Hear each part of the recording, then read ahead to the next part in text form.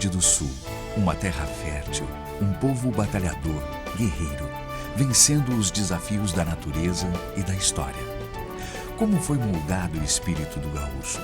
Quando e onde essa história começou? Iniciou muito antes do que você imagina.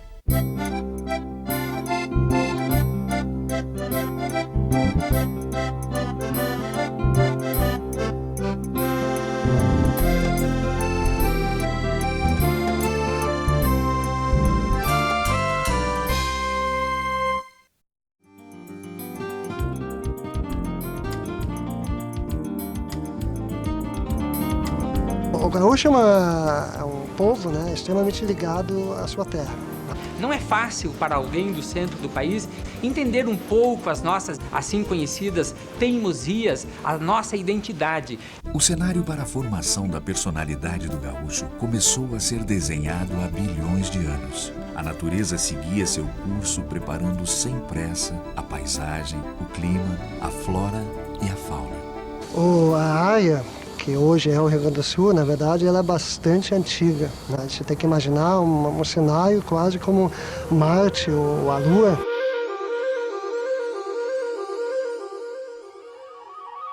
Só rocha nua e crua, né? Sem nenhum tipo de vegetal, sem nenhum tipo de vida animal.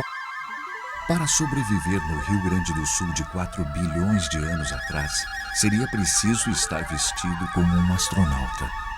Mas ainda faltava muito tempo para surgir vida humana no planeta. Só para a gente ter uma comparação, né? E é uma comparação que se utiliza, quer dizer, se o tempo geológico correspondesse a um ano do nosso calendário, o homem teria surgido na Terra apenas no último minuto do dia 31 de dezembro. Isso quer dizer que antes da civilização humana e antes mesmo da humanidade, há um tempo imenso que nós chamamos de tempo profundo. E neste tempo, muitas mudanças houve no planeta Terra.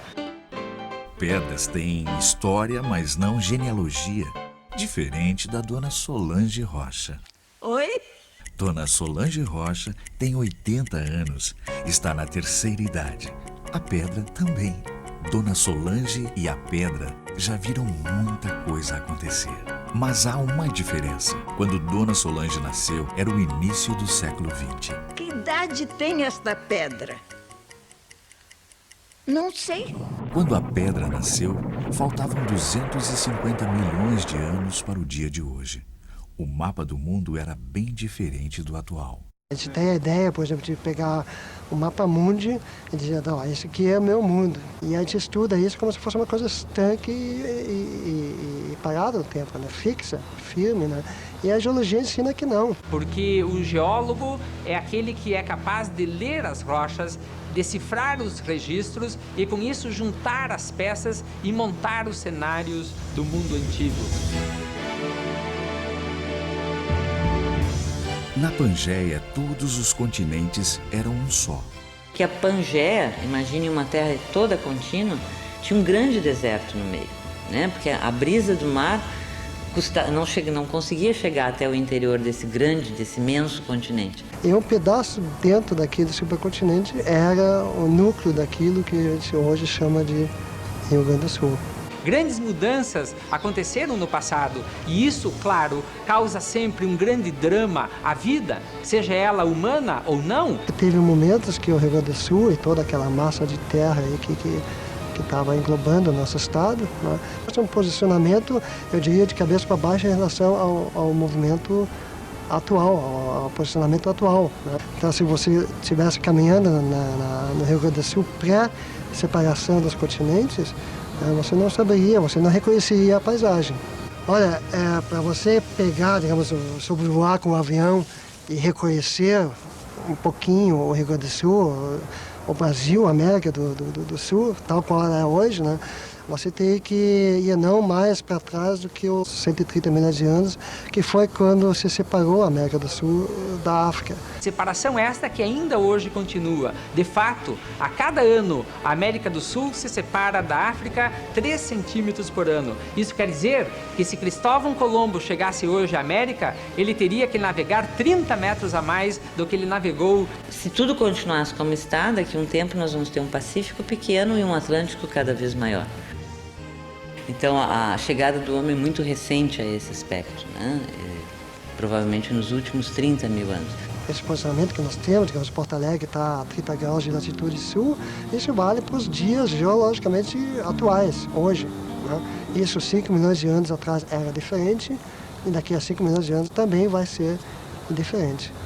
Isso nos dá uma ideia de como a Terra ainda continua evoluindo. Ela é um planeta muito dinâmico em relação aos demais planetas do Sistema Solar. E é exatamente essa dinâmica que garante a vida em nosso planeta. Porque a vida, a cada momento, ela tem que saber sobreviver às grandes catástrofes, aos grandes eventos, aos grandes cataclismas que esta dinâmica produz. Somos filhos de nossa paisagem. Mas onde estão os animais, as plantas e os seres humanos? A história está apenas começando. Os habitantes do Rio Grande já foram bem diferentes dos de hoje. Aqui na Argentina são os primeiros registros de dinossauros de todo o planeta. Os dinossauros tinham uma grande vantagem, eles se deslocavam muito rapidamente pela Pangeia. Parece realmente que o caminho foi esse. Eles surgiram aqui no hemisfério sul e daqui se dispersaram para o resto do planeta. Todos esses continentes formavam uma terra contínua e os animais e os vegetais podiam se deslocar livremente. É nesse período que surgem os dinossauros, surgem os mamíferos, surgem os crocodilídeos, surgem as tartarugas. Os maiores eram justamente os tecodontes, os ancestrais dos dinossauros. Os tecodontes eram carnívoros. O aspecto dos dentes, assim, lembra muito até uma dentição de jacaré. A gente tem um crânio aqui que tem cerca de 90 centímetros, então o comprimento total do animal devia girar em torno de 6 a 7 metros.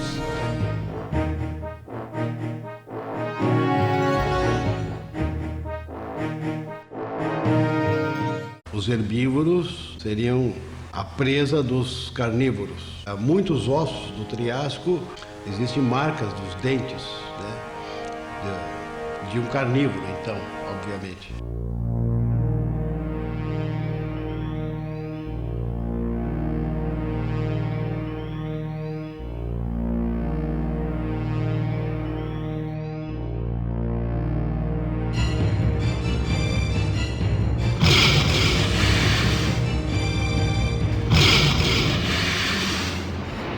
A vida começou nos mares, muito antes dos dinossauros.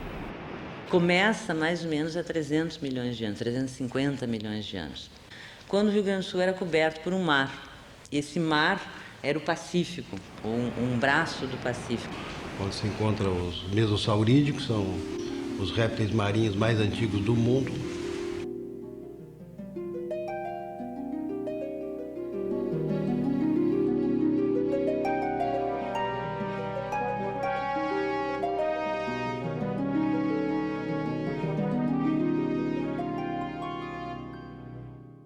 A gente tem no Triássico também os ancestrais dos mamíferos, que são os grupos dos sinodontes. Tinha desde animais muito pequenos, de alguns centímetros, até alguns do tamanho de um cachorro grande poderia ser. Os grandes herbívoros eram os dissinodontes, que deveriam ser mais ou menos como uma vaca grande assim. A seca hoje acaba com as plantações. Há milhões de anos, pôs fim à vida animal no estado. As condições se tornaram tão secas que o deserto acabou tomando conta de todo o nosso território. Então a vida no Rio Grande do Sul, a vida que a gente conhece com fósseis, se encerra no final do período Triássico, o que corresponde a mais ou menos 200 milhões de anos, 150 milhões de anos. O Rio Grande foi construído sobre a terra por onde andavam os dinossauros. Os fósseis resgatam esta história. Bom, como é que se faz para encontrar esses fósseis? Na verdade, não existe nenhum aparelho, um detetor de fósseis que se possa levar para o campo, como no filme do Spielberg, dizer que bicho é, em que profundidade ele está. Se nós vamos pelo sul, pela BR-290, nós vamos atravessando os sedimentos de idade permiana, e se nós retornamos por Santa Maria até Porto Alegre, nós atravessaríamos o Triássico. Que tanto Santa Maria quanto Candelária estão exatamente naquela camada onde estão os fósseis. Porque essas camadas elas estão depositadas em ordem ascendente de idade, do sul do estado para o norte do estado. Então o basalto é o nível mais jovem que a gente tem. A idade do fóssil vai ser a idade da rocha em que ele está. Então sempre começa a coisa com um achado casual. Alguém passando por um local encontra um osso. Bom, se sabe que naquele local já apareceu um, certamente vai aparecer mais. Fui na sanga, encontrei uma pedra que tinha osso. Aqui tem uns pedacinhos de ossos. Ah, digo, esse é um animal pedra. Isso seria o que no campo nos diz que a gente está... que não é uma pedra qualquer. Porque o osso é exclusivamente animal. A gente pega um achado desses aqui, muitas vezes até é difícil de distinguir se é um osso ou se é uma rocha, porque na verdade é um osso que foi totalmente mineralizado, ele está todo preenchido por substâncias minerais, né? Esse esqueleto tem que ser retirado de dentro da rocha para ser estudado. Para um osso virar um fóssil, é preciso que toda a matéria orgânica seja substituída por minerais. Demora milhões de anos. Nos melhores casos, preserva fielmente as formas originais. E continua acontecendo hoje.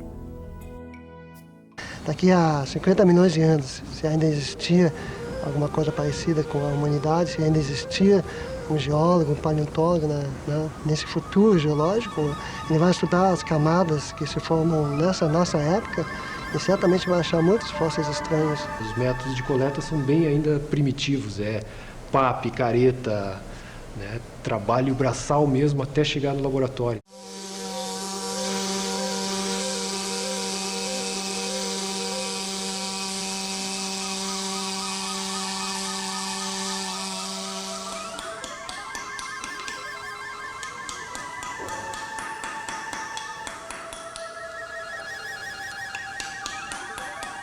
Então, quando se acha alguma coisa, sempre é uma ocasião assim sensacional. Pelas ruas e praças da cidade de Mata, na região central do estado, troncos de madeira petrificada constroem um cenário estranho e especial. Agora, a novidade da mata é a quantidade da madeira pedra. A forma da árvore se mantém, como nos fósseis de animais.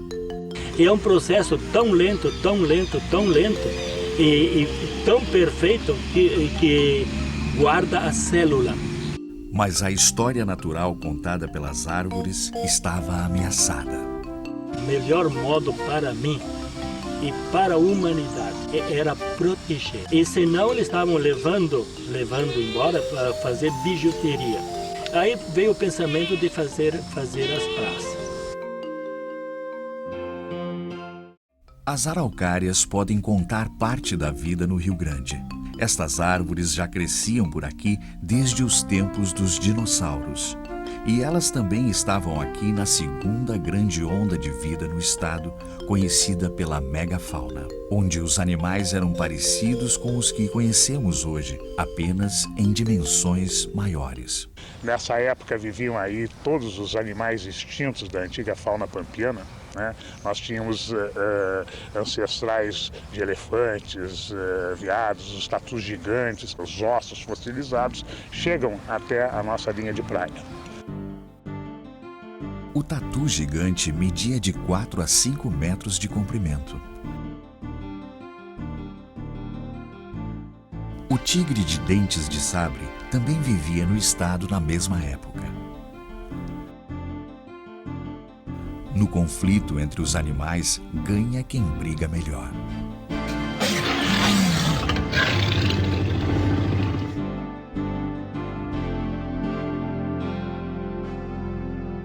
A humanidade, as culturas que existiram na sua história e nós mesmos hoje somos o resultado direto da nossa relação com a nossa paisagem. A evolução da paisagem no estado nos deixou o relevo com diferentes características.